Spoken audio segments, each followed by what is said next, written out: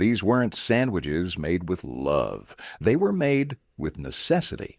A spoonful of leftovers, an old slice of bread, and whatever could be spread thin. They fed men before the day's first light and boys between chores. They weren't fancy, but they were real.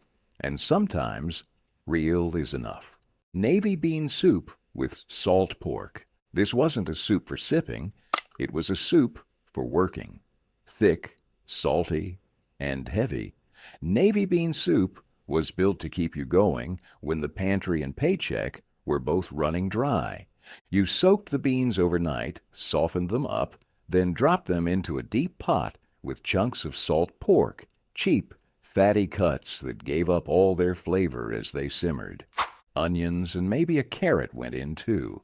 Garlic, if you had it. But it was the salt pork that made the difference. Melting down, fat rendering into the broth, meat turning tender. It cooked for hours. By the end, the beans were soft, the broth was golden, and the smell filled the whole house like a promise. You served it thick with cornbread, if you had it, or just a torn-off slice of white bread to chase it down. Navy bean soup didn't waste anything. It didn't pretend. It just showed up hot, hearty, and ready to do the job. Fried rice with whatever? Leftovers. Fried rice was never planned. It was built from what got left behind. Cold rice, scraps of meat, half an onion, a spoonful of peas hiding in the back of the freezer. You dumped it all into a hot skillet slicked with bacon, grease, oil, or whatever fat you had. Fried it fast, stirred it hard, scraped the bottom to catch all the crispy bits. If you had an egg, you scrambled it in. If you didn't, you added more rice. Soy sauce was a blessing. Salt and pepper were the usual stand-ins. It didn't matter what went in. The result was always the same. Hot, savory, full of flavor and heat. A spoonful of fried rice filled more than your belly. It filled the gap between not knowing what to cook and making something that felt like real food. And when it was gone, you were full. That was all it had to be. Onion and tomato salad with bread. When the garden was all you had left, you ate what it gave you, and often that meant tomatoes and onions, sharp, juicy, simple. You sliced them thick, the onions biting back tears, the tomatoes bleeding juice all over the counter. Toss them together with salt, pepper, and a drizzle of vinegar or oil if you had it. If not, the juices alone did the work. You laid the mixture onto thick slices of bread, or used the bread to soak up the puddle of juice at the bottom of the bowl. It wasn't salad, the way fancy restaurants talked about salad. It was survival in a bowl, sharp, refreshing, and just heavy enough to remind you you were still standing. Onion and tomato salad with bread wasn't built for presentation. It was built for hot kitchens with fans in the windows and not much else in the icebox. And somehow, on the right summer evening, it tasted like the richest thing in the world. Potato cakes with onion. It started with leftovers, the kind nobody really wanted until you gave them a second life. Cold, mashed potatoes, stiff from the fridge, got dumped into a bowl and mixed with chopped onion, a little flour, maybe an egg if you could spare one. You shaped the mixture into heavy patties and dropped them into a hot skillet, greased with whatever fat was left. The outside crisped golden brown, forming a crust that cracked when your fork hit it. Inside, the potatoes turned creamy again, the onions soft and sweet. You didn't need toppings. No ketchup, no sour cream. Just a stack of hot cakes on a plate and the steam rising to meet you. Some nights they were breakfast. Some nights dinner. Sometimes both. They didn't last long on the table, and they didn't need help to taste like comfort.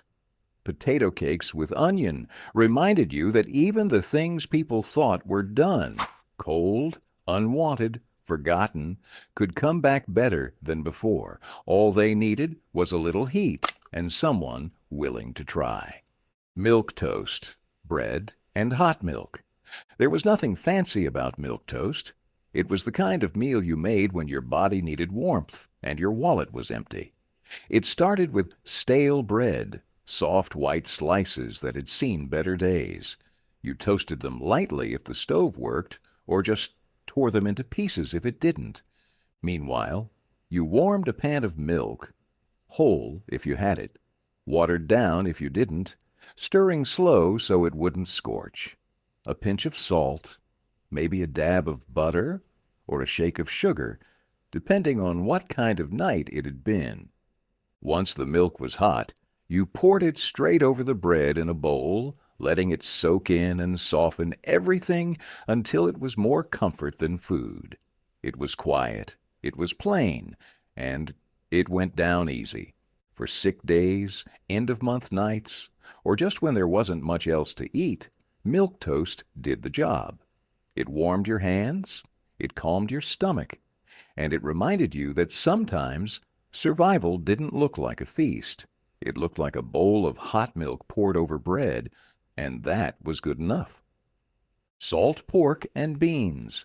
Salt pork and beans was more than a meal. It was a method. You soaked the dried beans overnight, not because it was fancy cooking, but because the beans were stubborn and needed convincing. Come morning, they went into a big pot with slabs of salt pork. Fatty, meaty, salty cuts that were closer to preservation than indulgence. As the pot simmered low and slow, the salt pork broke down, melting its flavor into every bean. The smell filled the house and stuck to the walls, thick, smoky, a scent that promised something worth waiting for. You didn't rush it. You let the beans get soft, the broth thicken, and the salt pork turned tender enough to fall apart under your spoon. Some folks added onions, a pinch of sugar, maybe some black pepper or molasses if the cupboard was generous. It came to the table with nothing but a slice of cornbread or white bread to soak up the juices. It wasn't delicate. It was tough, salty, and heavy in the best way. Salt pork and beans didn't just fill a plate. It filled a family, a workday, a week, and in hard times, that meant everything. Fried bologna sandwiches. Fried bologna sandwiches didn't pretend to be anything they weren't. You slapped a slice of bologna onto a hot skillet and watched it puff and curl at the edges like a cheap umbrella turning inside out. Sometimes you scored little cuts around the edge to keep it flat. Sometimes you just let it go wild. Either way, you dropped it between two slices of white bread, maybe with a smear of mustard or a scrap of cheese if you had it, and called it dinner. The fat crisped around the edges. The middle stayed juicy and salty. It wasn't pretty, and it didn't last long once it hit your hands. Fried bologna sandwiches were food for the tired, the broke, and the too dang busy to care about anything more than getting something hot and salty into their mouths before collapsing into bed. Cabbage and potato soup. You didn't need much to make cabbage and potato soup. Just a pot, a flame, and the will to keep moving. You peeled and chopped the potatoes, rough and quick. Then came the cabbage, shredded by hand or knife into thick, wrinkled strips. You dropped everything into a big pot of salted water or thin broth. Let it boil until the cabbage softened and the potatoes cracked open just enough to cloud the liquid. Onion, if you had it. A clove of garlic, if you were lucky. But the heart of it was always the same. A cheap, honest meal that filled a bowl and stuck to your ribs. Served with stale bread or nothing at all, cabbage and potato soup reminded you that the line between survival and comfort was thinner than people think. It didn't win awards. It didn't need seasoning secrets. It just needed to be hot, heavy, and ready by the time the sun went down. Hard-boiled egg and vinegar sandwiches. When meat was a luxury and cheese was a memory, you made do with eggs, boiled hard, chopped rough, and stretched to feed a family.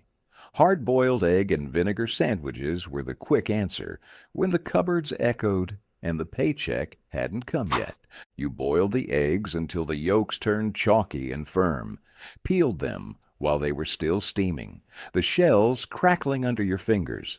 Then you mashed them up with the back of a fork, stirred in a splash of vinegar, sharp and biting, and maybe a little salt and pepper, if you had any left. No mayonnaise, no butter, just eggs and vinegar piled high onto slices of white bread.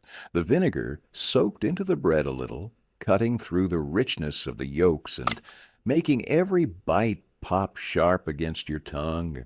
Sometimes you added a few slices of onion for crunch. Sometimes it was just the eggs and the bite of vinegar, enough to fill the air with that unmistakable, mouth-watering tang. It wasn't elegant. It wasn't pretty. But it kept you moving, kept the kids from crying at night, and reminded you that protein didn't always come in fancy packages. Sometimes it came boiled, smashed, and served between two tired slices of bread. Cabbage roll, casserole, lazy man's version. Cabbage rolls were beautiful. Cabbage roll, casserole, was practical. You didn't have time to roll leaves and tie them up nice. You had 5 kids, 1 oven, and no meat to waste.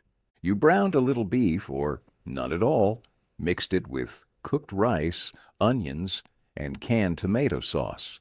Chopped cabbage got layered in a baking dish, then the rice mixture, then more cabbage and more sauce.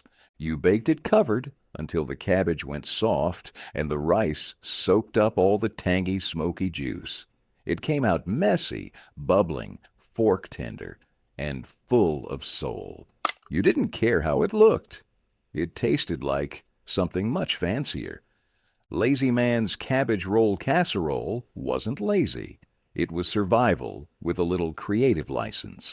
And when it hit the table, nobody questioned how much effort went into it. They just ate, and that was enough. Oxtail stew with vegetables. Oxtail wasn't for the faint of heart or the short on time. It was bony, gristly, and cheap. But if you knew what you were doing, it turned into the richest stew on the stove. You browned the pieces first, fat crackling in the pan, then dropped them into a big pot with water, onions, garlic, and whatever root vegetables hadn't gone soft yet, carrots, turnips, potatoes. It simmered for hours. The meat slowly pulled from the bone, melting into the broth until it turned thick, savory, and dark as leather. The marrow gave it weight. The vegetables gave it sweetness. The thyme gave it magic. By the end, there wasn't a person at the table who wasn't wiping their bowl clean with bread or fingers. Oxtail stew was proof that patience pays off, even if you started with nothing but bones. Burnt toast with milk. Sometimes meals didn't start with fresh bread. They started with whatever bread had been left too close to the flame or forgotten on the rack until it blackened and cracked. Burnt toast wasn't something you threw out. It was something you revived, with hot milk and stubbornness. You scorched the bread hard, sometimes on purpose, sometimes because there was no one standing at the stove. Then you broke it into pieces and dropped it into a battered bowl. You heated milk on the stove, scalded it just shy of boiling, and poured it over the crumbled, blackened bread. The milk softened the crust, took the bite out of the burnt edges, and turned what would have been waste into something warm enough to quiet an empty stomach. Sometimes you added a spoonful of sugar or a pinch of salt if there was any left. Most of the time, it was just milk bread, and steam curling up into your face. Burnt toast with milk wasn't comfort food in the way people talk about today. It was survival food, a way of refusing to waste anything and finding a little heat in a cold house when there wasn't much else to hope for. Onion and tomato salad with bread. Sometimes all the garden gave you was onions and tomatoes, and when that happened, you didn't curse it. You built dinner from it. You sliced thick slabs of tomato, the juice running onto the counter, staining everything it touched, peeled and sliced onions so sharp they stung your eyes, tossed both into a big bowl, hit them with a glug of vinegar or oil if there was any to spare, and seasoned with salt and black pepper like you meant it. The bread was day-old, hard around the edges, but you tore it into pieces and let it soak up the juices at the bottom of the bowl. Each bite was a slap of acid, sweet and sharp at the same time, softened by the bread soaking up the life of the vegetables. You didn't set a table for it.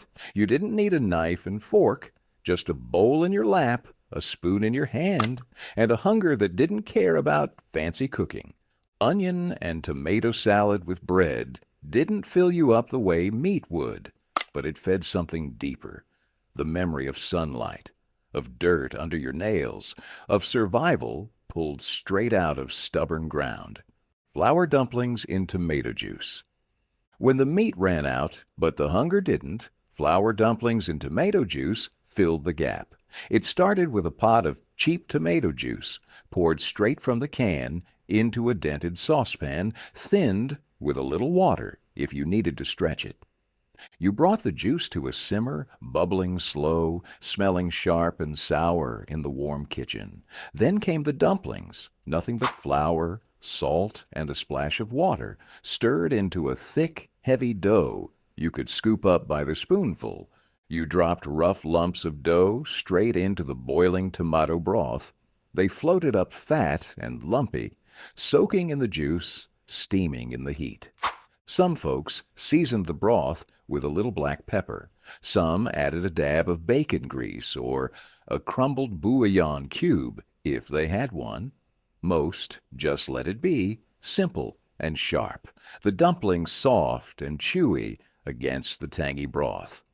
It wasn't a meal built for joy. It was a meal built to survive. Heavy dumplings, thin broth, and a little heat, enough to trick a growling stomach into silence for one more night. Cornmeal dumplings in broth. When the cupboard was nearly bare and soup alone wasn't enough, cornmeal dumplings turned thin broth into something that could hold you over. You brought water or stock to a boil, sometimes with scraps of onion, maybe a bone, or bit of meat from a previous meal. Into that went the dumplings. Cornmeal stirred with salt, a little lard or bacon grease, and just enough water to hold together. You dropped spoonfuls of the thick batter right into the bubbling liquid. They swelled up slow, soaking in the flavor and turning soft in the middle, firm at the edges. It was humble food, built to stretch, the kind of meal that didn't fill your plate, but filled your belly. Cornmeal dumplings weren't about flavor fireworks. They were about survival, patience, and the quiet kind of resourcefulness passed down from someone who never once wasted a bite. Fried cabbage with bacon grease. A head of cabbage didn't look like much sitting on the counter, but slice it up, throw it in a skillet, slicked with bacon grease, and suddenly it became a dinner that could carry a family. The trick was in the sizzle. You wanted the heat high, the pan loud, and the cabbage brown just enough to turn sweet at the edges. The bacon grease did more than fry. It soaked in, filling every bite with the ghost of meat long gone. Sometimes you added a sliced onion, sometimes a pinch of sugar, but most of the time it was just salt, pepper, and whatever willpower you had left that day. Piled high on a plate beside a heel of bread, fried cabbage was proof that simplicity didn't mean weakness. It meant You knew how to take what you had and make it taste like something worth remembering. Dried apple and rice bake. When the harvests were bad and the fruit ran low, people turned to dried apples stored in sacks in the pantry. They were tough, wrinkled, and needed coaxing to come back to life. But with a little patience and a lot of need, they turned into something filling. You boiled the dried apples first, softened them back into something resembling fruit, sweetened them lightly with sugar or a dash of syrup if you could spare it. Then you stirred them into a pot of cooked white rice stretched thin, boiled soft with a little extra water because every grain had to count. Sometimes there was a splash of milk stirred in to make it creamy. Sometimes just a little cinnamon to trick the nose into thinking you were baking something fancy. You poured the whole mess into a greased baking dish and slid it into the oven. Baked it slow until the top crusted just a little, the apples sinking into the soft rice below. It wasn't dessert and it wasn't dinner, it was both. Warm, heavy, sweet enough to feel like a treat, but strong enough to fill the gap between a long day and a longer night. Dried apple and rice bake wasn't indulgence. It was endurance with a little bit of sweetness. Spam and pineapple skillet. In the days when the war rationed everything and canned goods were king, Spam and pineapple skillet was the closest many people came to eating something that felt like a feast. You sliced the Spam thick, those rubbery, salty pink slabs, and seared them hard in a hot skillet until the edges crisped and popped. The smell alone was enough to fill the kitchen and draw every set of eyes toward the table.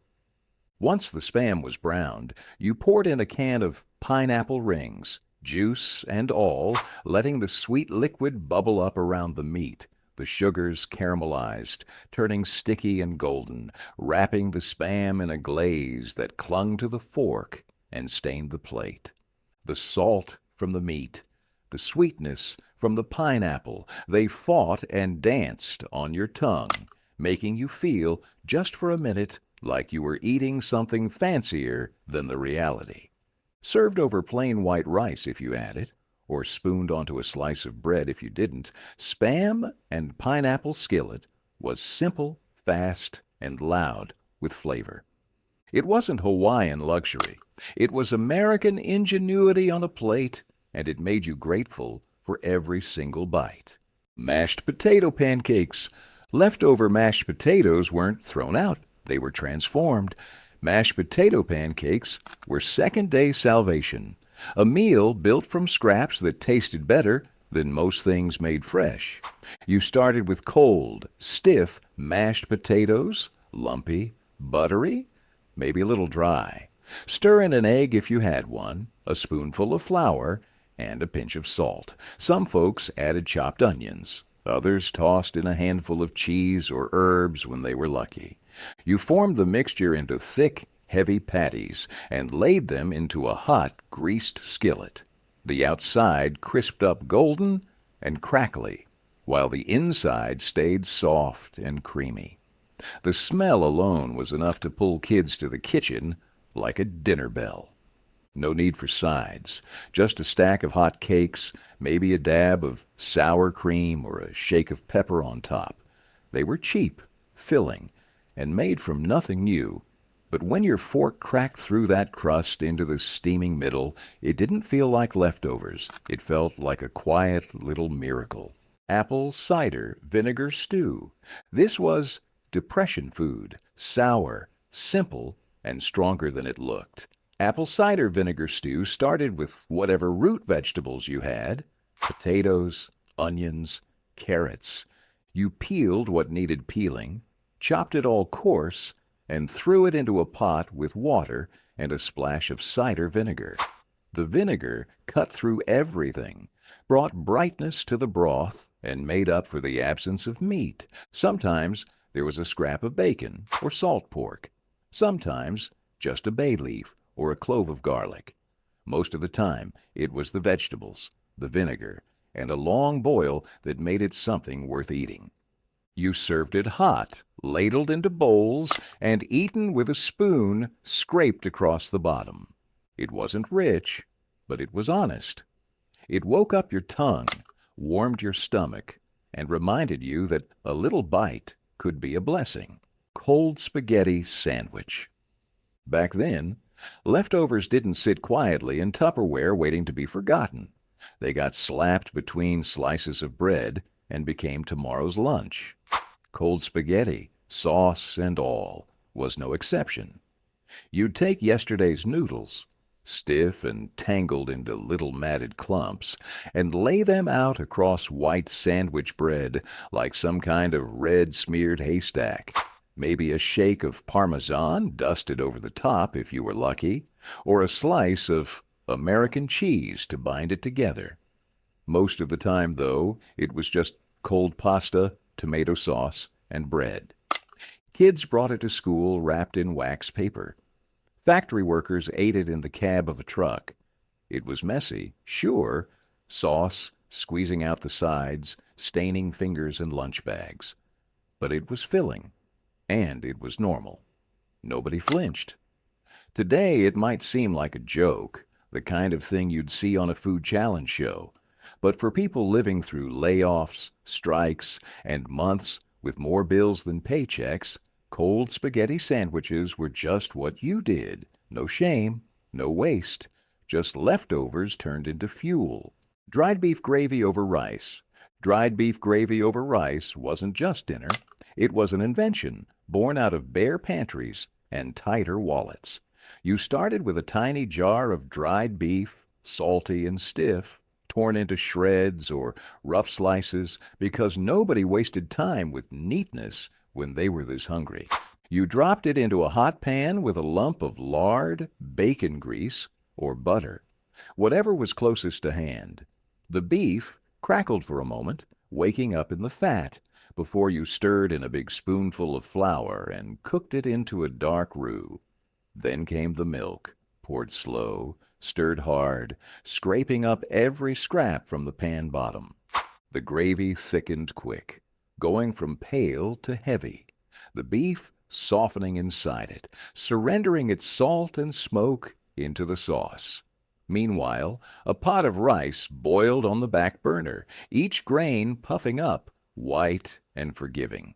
You ladled that thick, salty gravy over a mound of rice so big it barely fit on the plate. It wasn't delicate. It was a survival disguised as something rich. You didn't think about tomorrow's meals while eating it. You just kept spooning it into your mouth until the hollow feeling was finally gone. Ketchup sandwiches. You didn't eat a ketchup sandwich because you loved it. You ate it because the fridge was empty and ketchup was still there. Spread across soft bread, or stiff bread, if that's all you had, it gave sweetness, tang, and color to an otherwise blank meal.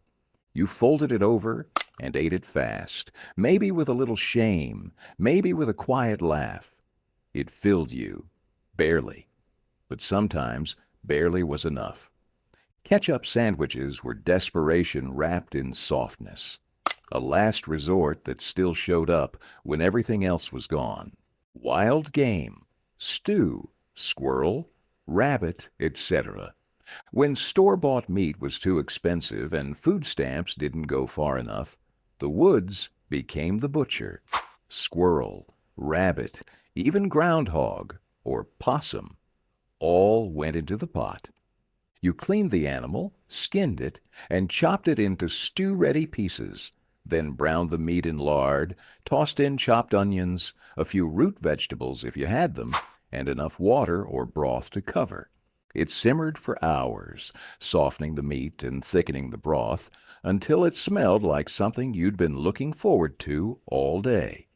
Served over cornbread, rice, or just in a bowl by itself, wild game stew was rich, wild, and slightly gamey, flavor that told you this wasn't grocery store food.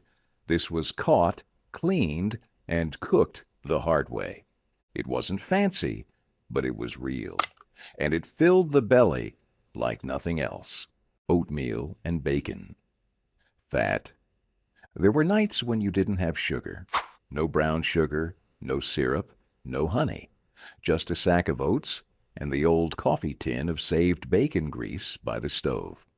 You boiled water, poured in the oats, and stirred until they thickened into something heavy and plain. Then you scooped in a spoonful of bacon fat, greasy, smoky, salted from breakfasts long gone, and stirred until the whole pot took on the flavor of better days. It wasn't sweet, it wasn't delicate, it was salty, hearty, and heavy enough to anchor a man to the ground through another freezing morning. You didn't dress it up. You ate it straight, bowl in one hand, spoon in the other, standing at the kitchen counter if the table was already piled with unpaid bills. Oatmeal with bacon fat wasn't a meal you made because you liked it. It was the meal you made because it stayed in your gut like armor. It was heavy and plain and real, and it kept you going when there wasn't much else to hold you up. Cornmeal gravy over biscuits. Gravy didn't need drippings. It didn't need sausage. Sometimes it didn't even need meat at all. It needed cornmeal, water, and stubbornness. You browned a handful of cornmeal in a hot skillet, stirring it steady, letting it go just dark enough to smell like roasted corn. Then you poured in water, slow, careful, and kept stirring until it thickened into something closer to porridge than gravy. Salt, pepper, maybe a crack of cayenne if you were lucky enough to have a spice tin tucked away. You split open rough-made biscuits, flour, water, and lard slapped together and baked quick, and poured the cornmeal gravy over the top, hot and heavy. It wasn't silky, it wasn't pretty, it was thick, hearty, and stuck to your ribs like the memory of every hard season you'd lived through. Cornmeal gravy over biscuits wasn't something you served to company. It was something you served to family, to tired hands, to empty pockets. And for all its plainness, it filled you with a warmth that no fancy sauce ever could. Cornmeal fried fish, caught locally. When you couldn't afford the butcher, you went to the river. Bluegill, catfish, perch. Whatever bit the line that day went into the skillet. You cleaned them quick, dusted them in seasoned cornmeal, and dropped them into a cast-iron pan full of hot oil. They fried fast, crispy on the outside, flaky inside. Served with hush puppies or a scoop of grits, it was a meal born from the water and a little grit. Cornmeal fried fish didn't need sauce. It needed time, a sharp knife, and enough oil to do the job right. When dinner hit the table, it didn't last long. Mock chicken legs, city chicken. It looked like chicken. It tasted close, but there wasn't a feather in sight. Mock chicken legs, better known in factory towns as city chicken, were skewers of pork or veal dressed up to look like something more expensive. You took small cubes of cheap meat, threaded them tight onto wooden skewers, and breaded them like drumsticks. Then you pan-fried them until golden and crisp, finishing in the oven if you had the time. They came out hot, crunchy on the outside, juicy on the inside, and just familiar enough to fool you into thinking you were eating something finer. Served with mashed potatoes, gravy, canned peas, or just a hunk of white bread, city chicken turned a few scraps of meat into a meal that felt special, even when it wasn't. It wasn't about pretending. It was about working with what you had and making it taste like something worth sitting down for. That was the genius behind poor man's cooking. Banana and mayonnaise sandwich. In the rural South, it was practically a rite of passage. A ripe banana sliced lengthwise, laid on a thick smear of mayonnaise, and closed inside soft white bread. It sounds like a crime against nature today, but back then it was Saturday lunch, or something a grandmother made with a smile and a wink. The sweetness of the banana met the tang of the mayo, and somehow it worked. or at least people told themselves it did. This sandwich was born in kitchens where fruit was rare, and you didn't let anything go brown on the counter. Bananas were a treat, but if you had one, and not much else, mayo and bread made it a meal. It was soft, it was sticky, and it was shockingly filling. Some folks added peanut butter to bridge the gap between sweet and savory. Others swore it needed to be eaten with a glass of milk to wash down the confusion. These days, even mentioning it gets scrunched noses and fake gags. But ask someone who grew up on it, and you'll hear stories, not just about the taste, but about summer days, warm kitchens, and the strange alchemy of poverty and comfort. Grits with bacon, drippings. Grits were the great equalizer. Rich or poor, north or south, if you had a bag of cornmeal and some hot water, you had a meal. But when money got tight and meat disappeared from the table, bacon drippings turned grits into something sacred. You stirred them slow over a low flame, watching the grains swell and thicken into a creamy, soft mound. Then came the real trick, taking a spoonful of saved bacon fat from an old tin by the stove and stirring it in until the whole pot shimmered with flavor. Salted just right, the grits didn't need anything else. But if you had a little shredded cheese, a fried egg, or a bit of leftover meat to throw on top, it became something that felt like a feast, served in chipped bowls or poured into plates and eaten with crusty bread, grits with bacon. Drippings weren't about filling time. They were about filling space. Real food, born from almost nothing, that hugged your ribs and stuck with you all day. Fried raccoon, or opossum, rural South. In some places, meat didn't come from a butcher.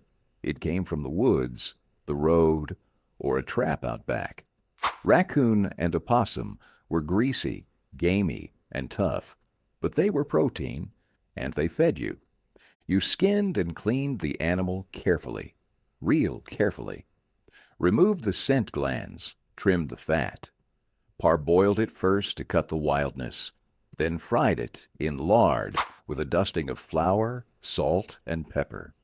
The meat browned up crisp, smelling stronger than most were used to, served alongside greens, sweet potatoes, or just bread. It was heavy and rich, something you chewed through with your jaw and your pride. In the rural South, this wasn't strange. It was supper.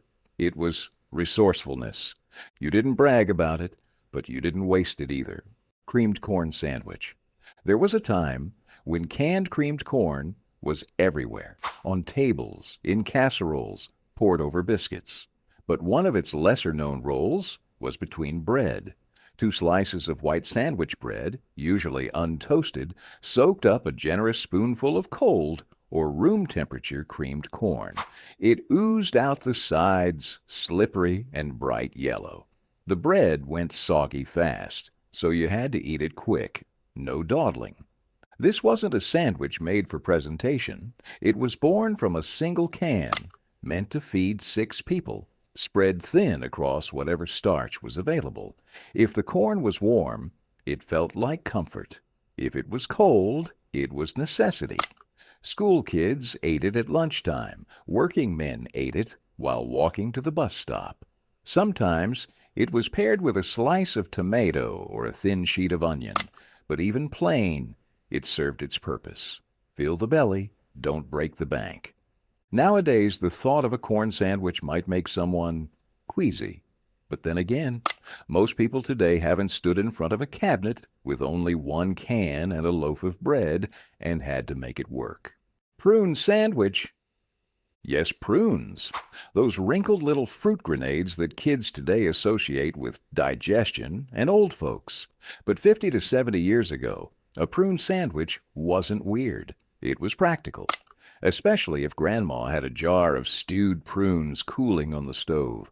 The syrupy sweetness soaked into a piece of soft bread. Then a few soft mashed prunes were spooned on and smashed between the slices. Sometimes butter was added to cut the sweetness, sometimes cinnamon. Often nothing at all. This was sugar when sugar was scarce. It was a child's after-school snack or a quick breakfast for a father running late to the mill. Prunes were affordable, available in bulk, and didn't go bad easily.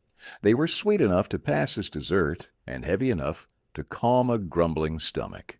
To modernize, it's hard to imagine putting prunes in a sandwich and calling it lunch. But to people who made everything stretch, who preserved fruit in cellars and reused wax paper until it fell apart, it was a small luxury wrapped in practicality, sweet, sticky, and stained into memory. Brown sugar and butter bread. When money ran out but the need for something sweet didn't, brown sugar and butter bread showed up. It was cheap, fast, and good enough to make the youngest kids smile and the oldest Wests to remember better times. You took a slice of bread, fresh if you had it, stale if you didn't care, and spread it thick with butter, or margarine if real butter was a dream that week. Then you grabbed a handful of brown sugar and sprinkled it heavy over the top, letting it soak into the butter until it turned glossy and wet. Sometimes you toasted it, sometimes you just ate it straight, the sugar crunching between your teeth, the butter slick and salty against the back of your throat. It wasn't complicated, it wasn't healthy, it wasn't a meal you wrote letters about, but it was sweet. It filled the gap between dinner and bedtime when the real desserts cost too much or didn't exist at all. Brown sugar and butter bread was poor man's candy, Depression-era cake, and a 5-minute reminder that comfort didn't need to come wrapped in a box or bought from a store. It could come from what you already had, and that was enough. Fried salt pork with grits. Salt pork was never the main event. It was the seasoning, the edge, the crackle. But if you had a thick slice and some grits to go with it, you had dinner. You sliced the salt pork into thick slabs, tossed them in a hot skillet, and waited until they blistered and curled. The fat rendered out, filling the pan with flavor. While that sizzled, grits simmered on the back burner, slow cooked, salted just enough, and stirred until they were smooth as cream. When the pork was done, you poured the hot fat into the grits, stirred once, and plated the meat right on top. It was salty, rich, and hot. Grits soaked up every drop, and the pork added just enough chew to remind you there was meat involved. No one left hungry? Not that night. Mashed potato sandwich. Leftovers never went to waste, not when mouths outnumbered dollars. After supper, the cold, mashed potatoes went back into the icebox. By noon the next day, they became the core of a mashed potato sandwich. Thick slabs of bread cradled a scoop of cold, salted mashed spuds, sometimes smeared with mustard or topped with an onion slice. It was starchy, heavy, and oddly comforting. Some days, a crust of gravy clung to the potato and made it feel like more than scraps. This was a lunchbox favorite for mill workers, coal miners, and school kids alike. Easy to make, cheap to pack, and dense with enough carbs to keep the belly full. It wasn't elegant, but it did the job. Some toasting the bread gave it contrast. Others preferred it soft. It often showed up on Mondays, when Sunday's roast was long gone, but the potatoes lived on. The sandwich was a quiet reminder that in hard times, food was circular. Nothing ended. It just changed shape. Leftovers were sacred, and sandwiches like these were a badge of resourcefulness. Onion sandwich. A punch to the tongue and a tear in the eye, the onion sandwich didn't pull any punches. It was the sandwich for the bold, the broke, and the blue-collar men who came home reeking of diesel and smoke. One thick slice of raw onion, preferably yellow or white, slapped between 2 slices of buttered bread. Sometimes It was salted, sometimes not. No cheese, no meat, just the sting of sulfur and the hope that it would fill the belly. This sandwich showed up in mining towns and railroad camps where hearty flavor mattered more than delicacy. It was a poor man's cure for blandness and a test of who could handle it without blinking. Some folks added vinegar or a splash of oil if they had it, but most didn't bother. It was a meal with bite and character, something to chew on while thinking about overdue bills and how long the winter might last. The onion sandwich didn't try to be likable. It was honest, brutal even, but it worked, and in a time when dignity was often the first thing poverty stole, it offered a strange kind of pride. You ate it, wiped your mouth, and got back to work. Peanut butter and syrup sandwiches. Sometimes dinner was 2 slices of white bread and whatever you could smear between them.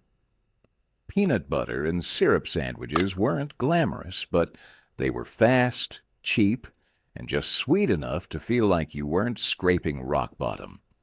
You spread a thick layer of peanut butter across the bread, then poured a ribbon of syrup over the top, Karo, maple, or homemade cane syrup if you were lucky.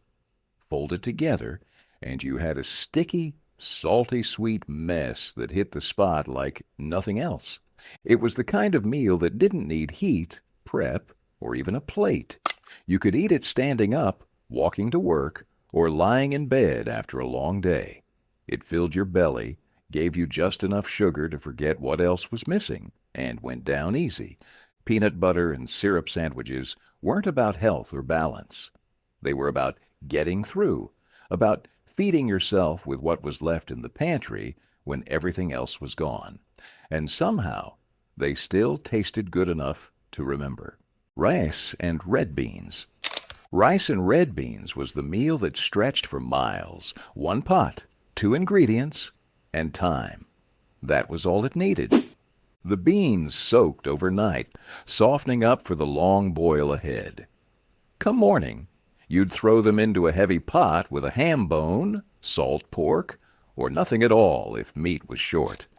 Simmered slow, the beans turned creamy and thick. By sundown, they clung to the spoon and carried the scent of something far more expensive than what actually went into the pot.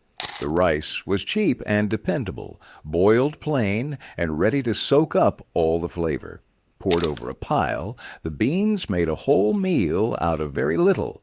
Some folks added hot sauce, others just spooned it in and leaned back full.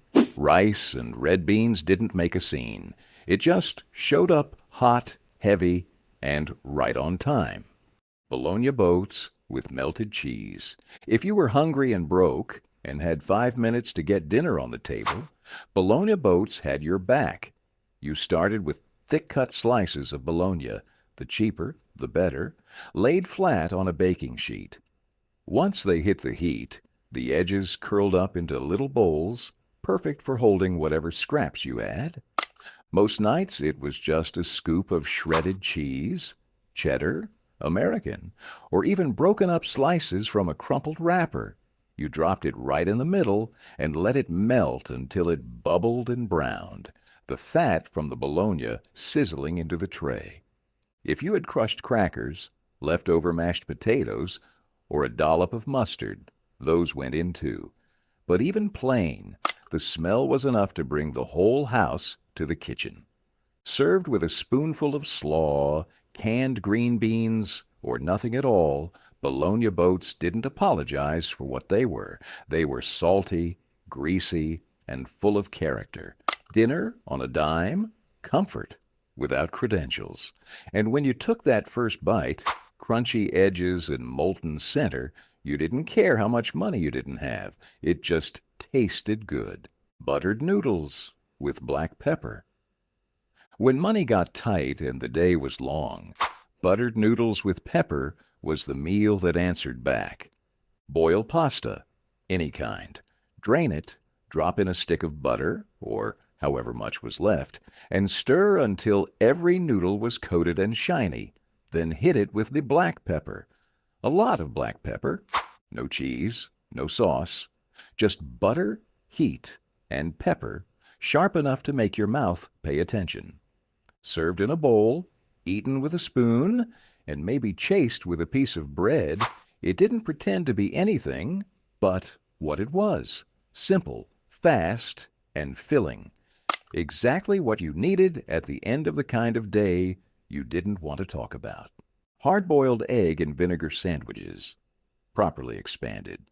When the meat was gone and payday was still too far away, you reached for the egg carton and the vinegar bottle. Hard-boiled egg and vinegar sandwiches weren't fancy, but they were fast, cheap, and just good enough to feel like real food.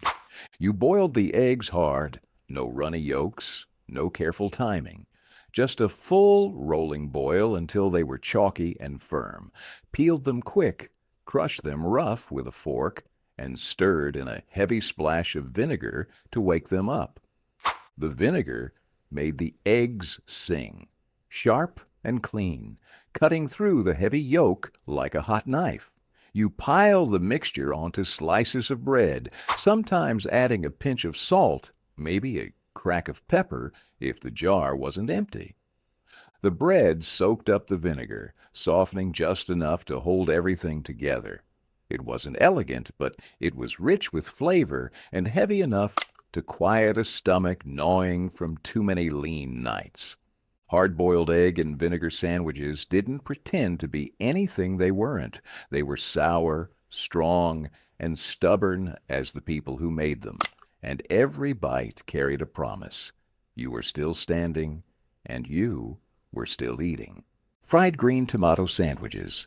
When the tomatoes were still hard and green on the vine but couldn't wait any longer, you sliced them thick, dredged them in cornmeal, and dropped them into a hot skillet. They sizzled in bacon grease or lard, browning fast on the outside while the inside softened just enough to bite. The edges crisped, the middle stayed tart, and the smell filled the house with something that felt better than it cost. You laid the hot slices between two pieces of white bread, maybe with a smear of mayo, if there was any left in the jar. Some folks added lettuce. Most just pressed the sandwich together while the tomatoes were still spitting heat and juice. It didn't look fancy, and it didn't last long on the plate. Fried green tomato sandwiches were born from impatience, necessity, and the knowledge that even unripe food had value if you treated it right. In homes where the garden fed the table and the paycheck didn't always arrive, this was a meal that reminded you the backyard could feed you just as well as any grocery store. Sweetened condensed milk sandwiches. There were nights when you didn't bother lighting the stove, when even heating something up felt like too much work for a body already worn thin by the day. That's when the sweetened condensed milk came out. A sticky can pulled from the back of the pantry, pried open with a dull knife if the can opener had gone missing again. You sliced open 2 pieces of white bread, stale, store-brand, bought on sale, and poured the thick golden milk straight from the can onto the bread. No measuring, no spreading, just a slow, syrupy flood. You slapped the second piece of bread on top and ate it over the sink or standing by the counter, the milk running down your wrists, your mouth glued sweet shut. It wasn't healthy. It wasn't balanced. It was sugar and fat and survival packed into 2 trembling slices of bread. And somehow it made you feel full, even when everything else felt hollow. Sweetened, condensed milk sandwiches didn't need recipes. They didn't need silverware. They needed hunger, a little sweetness, and the stubbornness to find joy wherever you could. Sweet potato and onion hash. You peeled sweet potatoes by hand, rough and quick, the skins curling off onto the counter. Diced them into rough cubes. Did the same with a couple onions, sharp, tear-inducing, but necessary. Into a heavy skillet they went, tossed into bacon grease or lard if you had it, into plain oil if you didn't. The sweet potatoes sizzled against the heat, their sugars caramelizing at the edges, while the onions melted into soft, golden strings. You stirred with a wooden spoon, scraping up the bits that stuck to the pan, smelling the sharpness of the onion, mixing with the earthiness of the potatoes. Salt and pepper came next, heavy shakes from old tin shakers. There wasn't any meat on the plate most nights, but nobody complained. Sweet potato and onion hash filled the kitchen with a heavy, rich smell, and it sat in your stomach like a promise that maybe tomorrow wouldn't be so lean. You piled it onto chipped plates, ate it hot, and scraped up every bit. Nothing fancy, nothing wasted, just potatoes, onions, and enough hope fried into every bite to carry you through. Potato soup with saltine crackers. It didn't get much simpler or more stubborn than potato soup. You peeled and chopped potatoes rough, boiled them with a little salt until they softened, then mashed them half-heartedly right there in the broth. A splash of milk if you had it, a pat of butter if you could spare it. Otherwise, just water and starch, and the quiet satisfaction of knowing there'd be something hot in every bowl. Saltines sat in a chipped tin on the counter. You crushed them over the soup, letting them melt into the broth, thickening it just enough to feel heavy on the spoon. It wasn't gourmet. It wasn't even fancy enough to pretend. But it filled your belly, warmed your hands, and reminded you that even when the cupboards were thin, dinner still showed up if you worked for it. Canned tamale pie. It came out of a box, a can, or a desperate idea, and sometimes all three. Canned tamale pie was the last-minute hero of dinner tables that had more mouths than money. You browned what little ground beef you had, stirred in a can of corn, a can of tomatoes or chili beans, and maybe a dash of cumin or chili powder if the spice rack wasn't empty. That mixture went into a baking dish, bubbling and loud. Then came the topping, boxed cornbread mix, poured right over the top, thick enough to seal it in and fluffy enough to make it feel special. Baked until golden on top and steaming at the edges, tamale pie sliced like a casserole and ate like a hot meal should, fast, easy, and filling. No one asked what kind of meat was in it. No one complained it wasn't real tamales. They just ate it, smiled, and came back for seconds. Split pea soup with ham hocks. Split pea soup didn't care what day of the week it was. It was cheap, thick, and hot. And if you had a ham hock to throw in the pot, you were eating better than most. You started with dried green peas, rinsed clean, and boiled low and slow with onions, garlic, maybe a chopped carrot, if there was one, lying around. The ham hock went in whole, bone and all, bringing fat, smoke, and salt to every corner of the broth. Hours passed, and the peas melted into a creamy stew. The meat softened until it slid off the bone in rich, chewy shreds. Some folks added potatoes. Some didn't. Either way, it came to the table thick enough to stand a spoon in. You served it with crusty bread, or just ate it out of a chipped bowl in silence. It didn't need sides. It didn't need help. Split pea soup with ham hocks wasn't pretty, but it was dependable, it was filling, and it turned the cheapest bag of legumes into something worth scraping every drop from the pot. Noodle and ketchup skillet. This wasn't spaghetti. This was survival. You boiled a handful of dry noodles, elbows, egg noodles, whatever was cheapest, and when they were soft, you drained them and dumped them back into the skillet. Then came the ketchup, not sauce, ketchup. Squeezed straight from the bottle, stirred in until the noodles turned red and slippery. A pinch of salt, maybe a little pepper. Some folks added chopped onion, if they had it, or a cube of butter to smooth it out. You let it sizzle for a minute, the ketchup caramelizing just enough to smell like something more than what it was.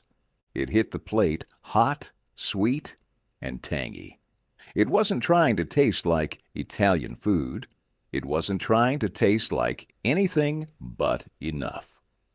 Noodle and ketchup skillet didn't pretend. It filled the belly and stretched the budget.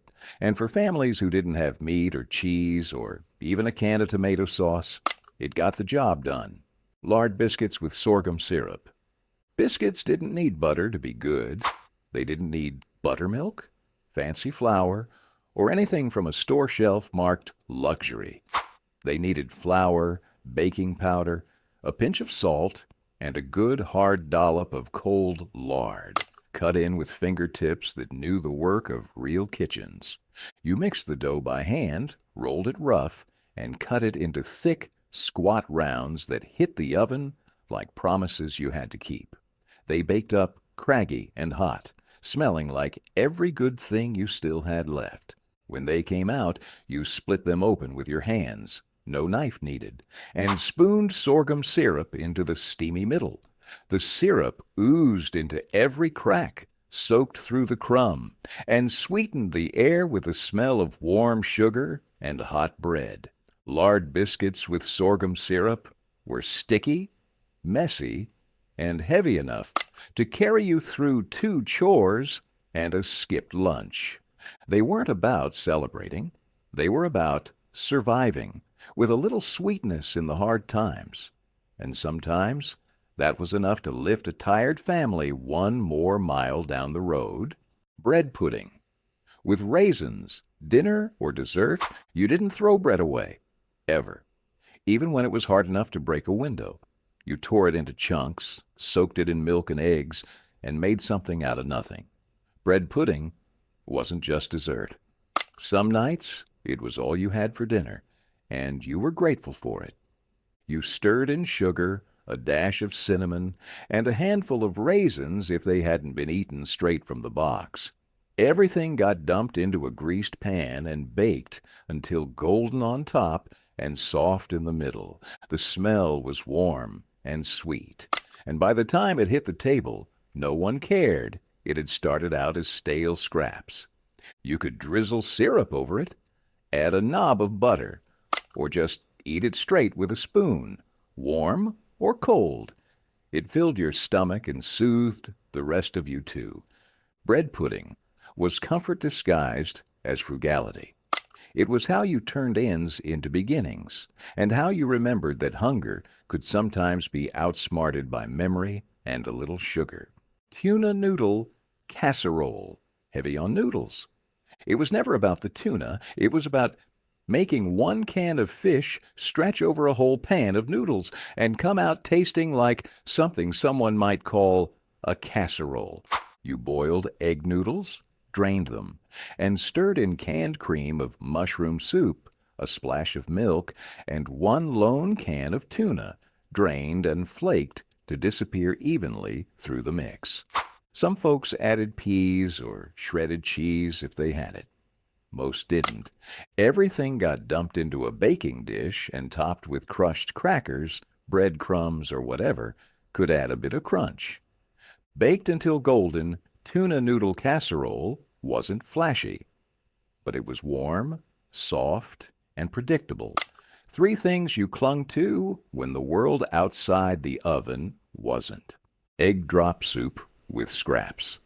This wasn't a recipe, it was a last stand. When all you had was a broth base, a couple vegetables, and 1 egg, you made egg drop soup. Water and bouillon made the broth. Maybe there was a real chicken carcass left from Sunday. More often, it was just hot, salty liquid with a few scraps of onion, celery, or carrots tossed in from the back of the icebox. The egg was the magic. Whisked in a bowl, then poured slowly into the boiling broth while stirring, it turned into silky ribbons that swirled around like something elegant. A dash of pepper gave it bite. A little vinegar or soy sauce if someone had traveled far enough to pick some up. Served in mugs or soup bowls or whatever was clean, it didn't look like much. but it was warm, nourishing, and felt, just for a moment, like a real meal. And sometimes that moment was enough. Hominy and salt. Hominy wasn't glamorous. It didn't dress up the plate. It didn't even pretend to be exciting. But it stuck to your ribs, and in a world where food had to work as hard as you did, that was all anyone asked for. You cracked open a big can or boiled dried hominy if you were lucky enough to have the patience. You dumped it into a pot, salted it heavy, and simmered it until the kernels swelled soft and fragrant. Some nights you fried it crisp in bacon grease. Other nights you just ate it as it came, a big steaming bowl of chewy, salty corn. No butter, no pepper, just heat, salt, and stubbornness. It didn't taste like much, but it filled you. It coated your stomach in warmth and starch and got you through the nights when the wind howled too hard and the workday stretched too long. Hominy and salt wasn't a meal you bragged about. It was a meal you remembered because it showed up when nothing else did and when every bite mattered more than anything else in the world. Fried apples and biscuits. You peeled and sliced the apples thin, tossed them in a skillet with butter, or bacon grease if that's all you had, and sprinkled sugar over the top like a memory. They fried down slow, turning golden and soft, the sugar bubbling into syrup, and the fruit collapsing into sweet, sticky ribbons. Meanwhile, you baked up a batch of biscuits from scratch, just flour, lard, baking powder, and water if that was all the pantry allowed. They came out uneven, but hot, split down the middle, and steaming. You spooned the fried apples right on top, let the syrup soak in, ate it with your hands or a fork, depending on how tired the day had made you. It wasn't breakfast, it wasn't dessert, it was just food, sweet, simple, and so good it almost made you forget how little was in the icebox. Fried apples and biscuits reminded you that comfort didn't need cost. It needed heat, time, and a little sugar. Hot dog and potato hash. It was a scramble, a messy, glorious scramble of chopped hot dogs and diced potatoes fried hard in a big skillet, the potatoes browned and crisped at the edges. The hot dogs split and sizzled, their skins blistering in the heat. Sometimes an onion found its way into the pan. Sometimes a leftover scrap of cheese melted over the top if you had something fancy like that lying around. You piled it onto a plate, doused it with ketchup or mustard if you wanted, and ate standing up at the stove because sitting down took too long. Hot dog and potato hash wasn't a meal you planned. It was a meal you survived, and most nights that was good enough. Cold meatloaf sandwiches. Meatloaf always got better the second day, once the fat firmed up and the seasoning settled into every bite. Cold meatloaf sandwiches were about making yesterday's scraps into today's prize. You cut thick slices straight from the fridge, slapped them onto white bread, and squirted a heavy line of mustard across the top. No fancy toasters, no fancy sauces, just meat, bread, and whatever dignity you could scrape together on a Tuesday morning. Sometimes a slice of onion made it into the sandwich. Sometimes just a pickle on the side. Either way, it was sturdy, heavy, and enough to keep you moving until quitting time. Pork neck bones with rice and gravy. They weren't the prettiest cut in the butcher case. Bony, fatty, and full of work. But pork neck bones carried flavor like nothing else. You browned them hard in a hot pot, fat popping and spitting, then added water or broth and let them simmer slow. The meat clung tight to the bone at first, but after a couple of hours it softened, falling away in rich, tender bites. While the bones worked their magic, you stirred up a pot of white rice and let it sit covered, steam making each grain puff perfect. The gravy was the prize, thickened with flour or just reduced down to a silky, smoky sauce. It got poured heavy over the rice and scattered with bits of meat. No fancy presentation, no cutting required. Just spoon after spoon of salty, rich, soul-warming food. Pork neck bones with rice and gravy didn't ask for praise.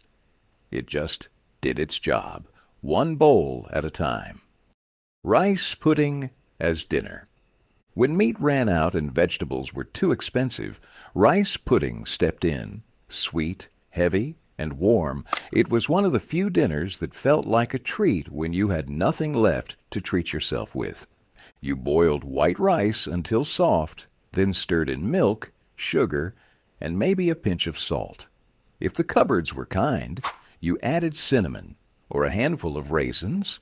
If they weren't, you made do. You let the mixture simmer low until it thickened into a creamy, sticky comfort, something between a dessert and a survival plan. Sometimes an egg went in to make it richer. Most times it didn't. You spooned it into bowls and ate it slow, letting the warmth settle into your bones. Rice pudding didn't care that it was dinner. It just did the job, filling you up with something soft, sweet, and simple enough to remind you there was still goodness in the world. And when you scraped the bottom of the pot, you didn't feel cheated. You felt full. White gravy and biscuits. Some days all you had was flour, grease, and a few scraps of baking powder to rub together into something that looked like dinner. White gravy and biscuits didn't need anything else. You stirred bacon fat or lard into a bubbling skillet, whisked in flour until it turned the color of toast, and then thinned it with water or milk into a thick, creamy flood of pure, peppery survival. The biscuits didn't need to be pretty, just rough mounds of dough baked until they barely held together, perfect for soaking up every drop of that heavy, salty gravy. It wasn't about indulgence. It was about hunger. About making sure nobody went to bed empty. About knowing that sometimes a plate of bread and sauce was enough to carry you through whatever the world had lined up next.